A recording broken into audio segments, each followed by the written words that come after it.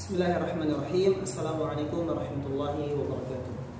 Alhamdulillahi rabbil alamin. Alhamdulillahilladzi bi ni'matihi tatimmus shalihat. Asyhadu an la ilaha illallah wa anna Muhammadar Rasulullah. Allahumma shalli wa sallim wa barik wa an'im ala nabiyyina Muhammad wa ala alihi wa sahbihi ajma'in. Alhamdulillah, para hadirin dirahmati Allah Subhanahu wa taala, kembali kita bertemu di program Nasihat Ramadan, bahwa kita sudah mempelajari tentang bagaimana dua pertemuan sebelumnya. Yang pertama, bagaimana kita melihat saum atau siyam itu tadi dari kacamata yang lain, dan Al-Quran yang diturunkan pada bulan Ramadan. Jadi harus seperti apa gitu ya. Kemudian kaitan dengan puasa dengan iman itu seperti apa. Kemudian juga di pertemuan sebelumnya kita sudah mempelajari bagaimana menikmati Quran ya, bagaimana mengambil Quran dalam kehidupan kita. Karena kan orang yang tidak menikmati Quran, dia mustahil untuk bisa mengambil Quran dalam diri dia sehingga Quran itu bisa aktif dalam diri kita, gitu kan? Nah, contohnya kemarin kita sampaikan Nabi Yahya alaihi salatu wasallam ya. Nah, hari ini kita mencoba membahas tentang bagaimana efek ya, atau seberapa efektifnya Quran ini, gitu ya, seberapa efektifnya Quran ini. Nah, pada pertemuan sebelum kita sudah sampaikan atau menyinggung tentang ini ya, jin yang ternyata Allah Subhanahu Wa Taala takdirkan di antara mereka nggak ada satupun nabi dan rasul. Ya, disebabkan karena sifat nabi dan rasul di antaranya harus punya fitrah. Fitrah itu tadi kecerdasan. Ya, itu artinya bahwa ya jin atau bangsa selain kita yaitu jin tadi itu enggak, kecerdasannya di bawah rata-rata kita gitu. Ya. Nah, tapi para hadirin rahmati Allah Subhanahu wa taala, jin ini sangat amat penting unsurnya dalam kehidupan kita. Ya, dalam bermuamalah dengan kita. Itu sebabnya banyak hal yang kemudian kita bisa gali dari jin. Bagaimana bukan hanya ruqyah ya, tapi hukum bagaimana kita bekerja sama dengan jin, itu sampai ulama itu memberikan beberapa maklumatnya atau ilmunya yang berkaitan dengan jin, boleh atau tidaknya, boleh dengan syarat seperti apa. Tapi kita nggak bahas tentang itu. Ya, saya cuma membahas tentang karena jin itu sangat amat penting, maka Quran selalu menyinggung jin di beberapa surah. Ya, itu sebabnya jin itu punya surah sendiri namanya surah Al-Jin. Ya, surah Al-Jin. Tapi jamaah rahmati Allah Subhanahu wa taala, kita mesti tahu jin itu ternyata dalam surah jin dibuka pembahasannya dalam surah jin itu ternyata bukan kisah tentang jin. Ya, tentang bagaimana dia nggak bisa dilihat oleh kita gitu, atau dia bisa melihat kita di tempat kita nggak bisa melihat dia, atau gangguan jin seperti apa, enggak. Tapi Al-Jin, surah Al-Jin di juz 29 tadi itu dibuka dengan ajaibnya jin. Ya, kenapa kita bilang ajaib? Karena jin itu tadi dia bisa mendengarkan Al-Quran dengan seksama. Nah, di saat yang lain atau di saat yang bersamaan, kita sebagai manusia yang katanya kecerdasannya melebihi jin, begitu dengar Quran itu kita nggak betah gitu. Ya. Nah, Al-Jin ayat 1 itu menceritakan jin itu mendengarkan Al-Quran ya dengan seksama, dan mengatakan bahwa Quran dan ajaib, ada Quran yang sangat ajaib. Ya, Quran yang sangat ajaib. Nah, terus begitu kisahnya sampai pada nanti bagaimana wa anna lamasna as-sama fa wajadnaha muli'at harasan shadidan wa shuhuba, ya, wa anna kunna naq'udu minha maq'ida lis-sama' gitu. Terus sampai nanti pada di halaman pertama itu tema pembahasannya kan salah satunya tentang bagaimana jin itu mencuri kabar langit. Ya, mencuri kabar langit. Nah, di surah jin itu dijelaskan bahwa intinya langit berbeda ketika Nabi Muhammad SAW telah diutus. Ya, langit yang luar biasa itu, yang sering kemudian dicuri kabarnya oleh jin, itu ternyata berubah, kondisinya berubah. Ya, ketika jin mencoba mencuri kabar langit, bahkan sebagian Imam Al-Qurtubi rahimahullah dalam kitab tafsirnya mengatakan bahkan ini adalah syaitan. Nah, jin sama syaitan itu sesuatu yang berbeda. Tapi pada kesempatan hari ini saya nggak bahas itu, bahwa jin ya dia jin. Tapi kalau syaitan dimaksud di sini adalah syaitan dari golongan jin. Ya, karena syaitan itu menurut sebagian pendapat dia sifat yang bisa melekat kepada siapapun.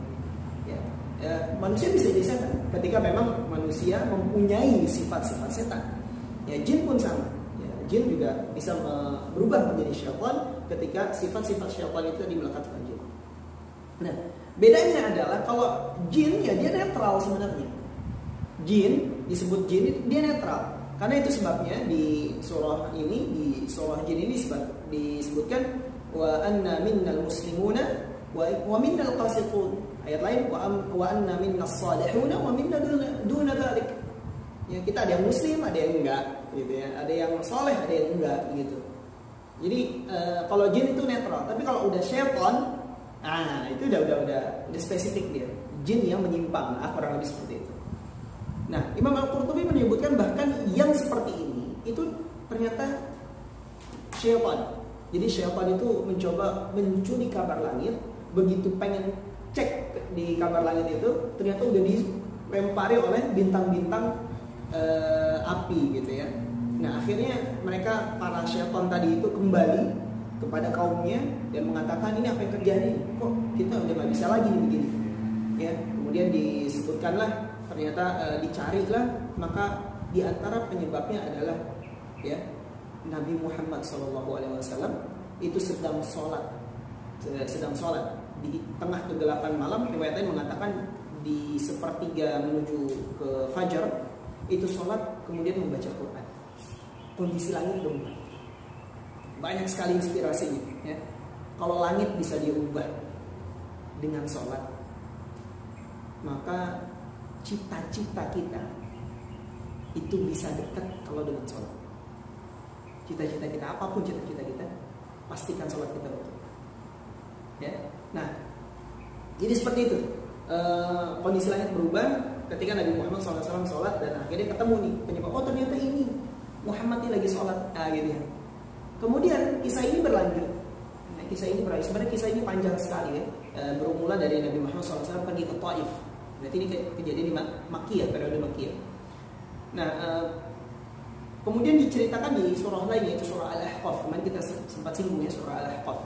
Allah Subhanahu wa taala berfirman, "Wa idh sarafna ilayka nafaran minal jin yastami'una al-Qur'an. Falamma hadaruhu qalu ansitu falamma qudiya wallaw ila qaumihim munzirin." Ya, jadi ada jin. Ya, sebagian mengatakan ini jin dari daerah namanya Nasibin. Ya, itu datang kepada Nabi Muhammad. Ya, sebagian lagi kalau Imam Al-Qurtubi menafsirkan bahwa ini syaitan yang mendengar Nabi Muhammad sedang membaca Quran. Tapi dengarnya bukan dengar biasa ya, bukan simak, tapi istima'. Beda. Ya, dalam bahasa Arab tuh tambah satu huruf, tambah juga maknanya. Istima' berapa huruf? Istima' berapa huruf? Banyakan mana? Banyak istima'. Jadi usaha ya si syaitan ini atau jin tadi itu untuk mendengar Quran itu gitu ya, lebih dari istima'. Akhirnya mendengar itu, dan ketika mendengar, karena mereka itu gerombolan, mereka di antara mereka itu sampai ada yang bilang, diam dulu, kita dengarkan ini. Nah, yang uniknya adalah falamma qudiya wallaw ila qaumihim munzirin.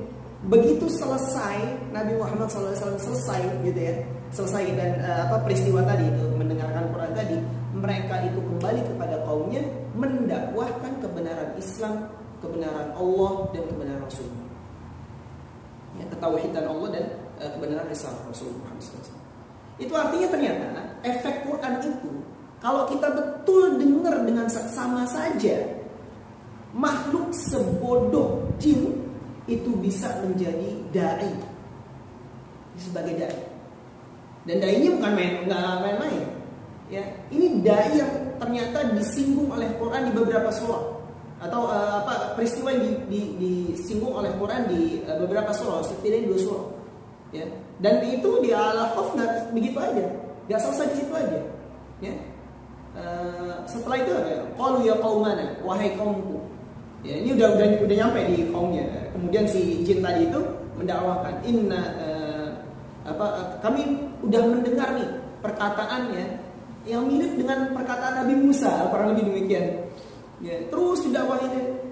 Jadi kurang lebih ada berapa? 3 atau 4 ayat yang berkisah tentang jin.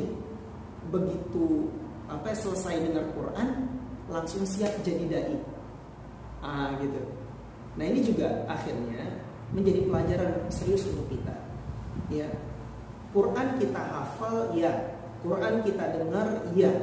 Quran kita tilawah, iya. Tapi kok nggak memberikan efek pada kita perubahan yang begitu dahsyat. Berarti ada yang salah dengan cara baca kita, cara tilawah kita itu ada yang salah. Nah, maka para hadirin dirahmati Allah Subhanahu wa taala, Quran bisa merubah kita ketika kita mulai mendekat pada Quran. Okay? Nah, di bulan Ramadan seperti ini, ketika kita sibukkan diri kita dengan Quran, itu ada rasa ketenangan sendiri wahai hadirin dirahmati Allah Subhanahu wa taala. Ya, karena Quran kan gitu, ala bi dzikrillah tatma'innul qulub, bahwa yang bisa menenangkan hati itu adalah zikir, dan zikir terbaik ya adalah Quran. Kita baca Quran itu harusnya kita tenang. Orang yang mendekat pada Quran itu dia pribadi yang tenang. Kemarin kita bahas, ya orang yang dekat sama Quran pribadinya punya hikmah. Ya, jadi berubah, pribadinya berubah. Yang tadinya kemudian suka memaki, suka mencela segala macam. Bahkan mohon maaf, barangkali ini pesan saya pada ayah dan bunda ini, ya kan? Anak-anak kita bingung, tidak ngerti, belum paham, udah dijelasin berkali-kali tentang sebuah pelajaran. Kenapa nggak dicoba untuk kemudian memahami Quran? Kenapa nggak dicoba untuk coba menghafal Quran? Lihat miracle yang terjadi. Oh, apa bisa? Iya, itu kenapa kita tuh selalu dipikir di pikiran kita ini cuma apa bisa, karena kita nggak mau nyoba, gitu loh. Kita cuma berhenti pada perkataan apakah bisa, tapi nyoba nggak pernah. Makanya ini teguran saya nih untuk ayah dan bunda nih, yang melihat anak-anaknya mungkin kurang dalam segi kemampuan akalnya, coba nih, dekatkan dia sama Quran. Lihat apa yang terjadi. Ya, jadi begitu. Para hadirin dirahmati Allah Subhanahu wa taala, maka nasihat saya, ya, nasihat Ramadan saya hari ini adalah sudah berapa banyak yang kita baca, berapa banyak perubahan dalam diri kita. Ya, karena kalau semakin banyak yang kita baca, semakin banyak yang kita tadabburi, semakin banyak yang kita pelajari, harus membawa perubahan dalam diri kita. Berubahlah dengan Quran. Demi Allah, berubahlah dengan Quran. Maka Allah akan memuliakan kita. Ya. Baik, demikian pada kesempatan hari ini nasihat Ramadan kami sampaikan. Mohon maaf bila ada kesalahan dan kekurangan dalam penyampaian. Wallahu taala a'lam bishawab. Yang benar dari Allah dan salah dari saya pribadi dan dari syaitan. Kita akhiri. Wallahu taala a'lam bishawab. Wassalamualaikum warahmatullahi wabarakatuh.